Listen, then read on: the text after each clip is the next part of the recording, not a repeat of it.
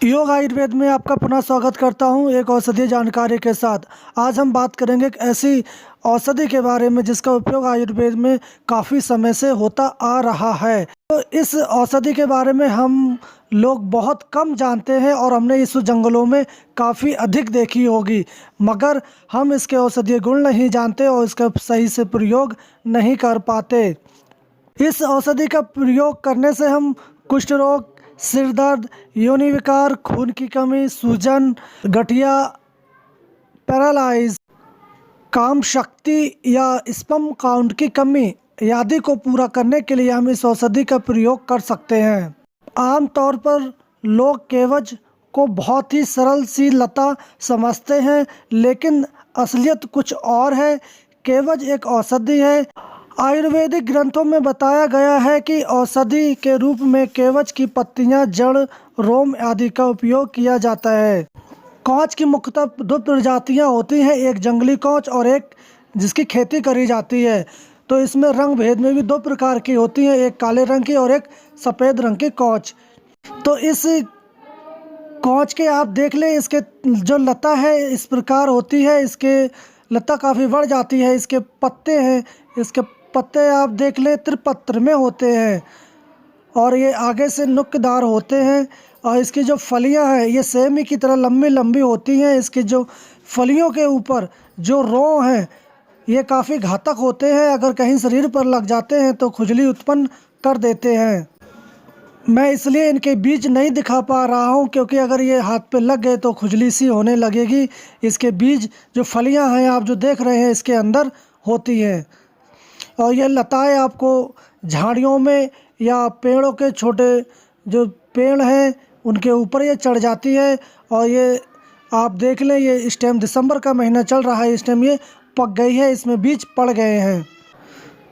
तो कौच को भी अलग कई नामों से भी जाना जाता है। इसको केवज कौच, कौच खोजनी, इंग्लिश में हाइस आईवीन या वेल्टन वीन, संस्कृत में कापू कच्चू, आत्मगुप्ता, मार्कटी, अर्झा, विश्व, खुचरा, दुर्बशा, उर्दू में कब्ज़ा, कन्नड़ा में सुनगुन्नी, तमिल में पुर्नकलैया, नेपाली में कशाऊ, पंजाबी में कवस कूज आदि नामों से जानते हैं। आप इसको किस नाम से जानते हैं हमें कमेंट बॉक्स में जाके बता सकते हैं।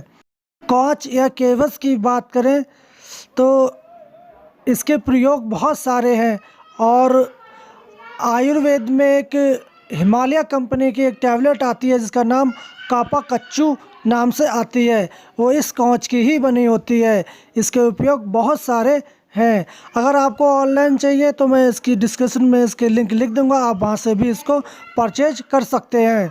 आप दुनिया भर की जड़ी बूटियों की जानकारी चाहते हैं तो आप हमारे चैनल को सब्सक्राइब करें और बेल आइकन को क्लिक करें ताकि आने वाली जानकारी आपको सबसे पहले मिल सके। अब हम इसके औषधीय प्रयोग की बात करें।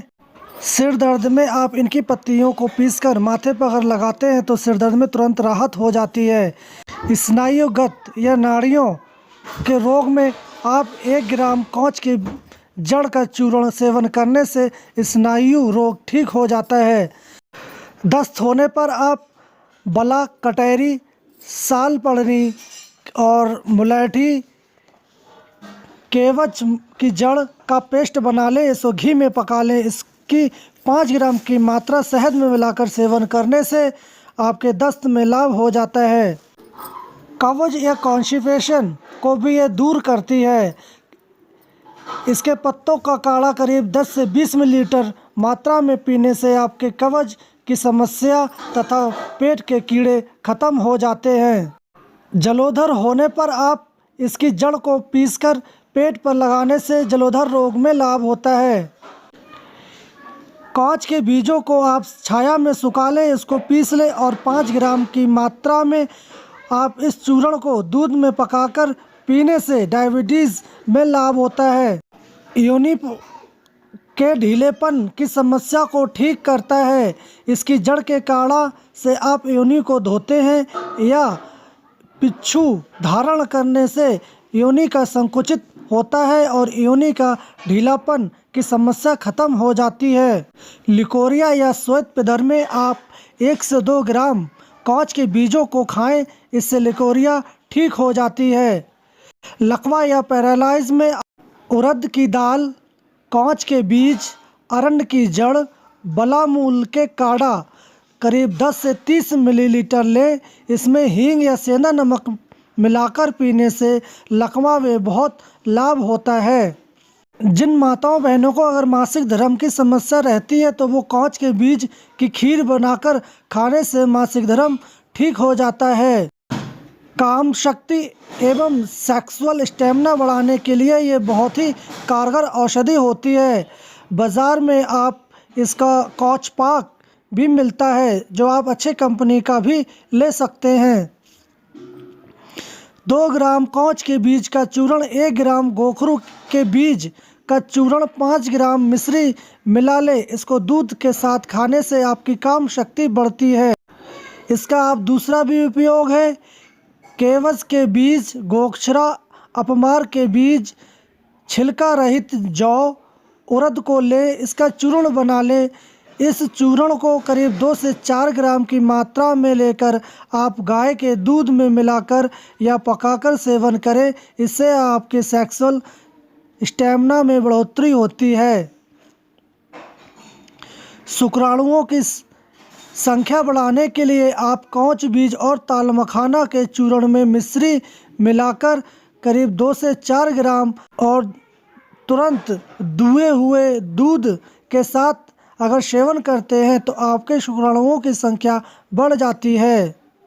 बिच्छू के विष उतारने के लिए आप कॉच के बीज को पीस लें और इसे बिच्छू के डंक वाले स्थान पर लगा देते हैं तो आपका बिच्छू का विष भी उतर जाता है।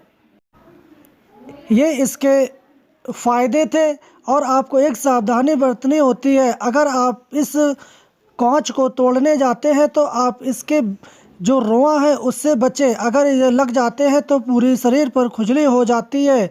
तो उस खुजली के लिए आप या तो गाय के गोबर से मालिश करें या फिर कोई एंटी एलर्जिक टैबलेट का भी यूज कर सकते हैं। और इसकी दूसरी सावधानी है, कॉच के बीज का पाउडर उपयोग करने से पहले आप इन बीजों को शोधन ज़रूर कर लें। तो ये कॉच की महत्वपूर्ण जानकारी हम यहीं समाप्त करते हैं। अगर आपको इस कॉच के बारे में कुछ भी जानना है या पूछना है तो आप हमें कमेंट बॉक्स में जाके पूछ सकते हैं। हम कल फिर मिलेंगे एक औषधीय जानकारी के साथ। तब तक के लिए धन्यवाद।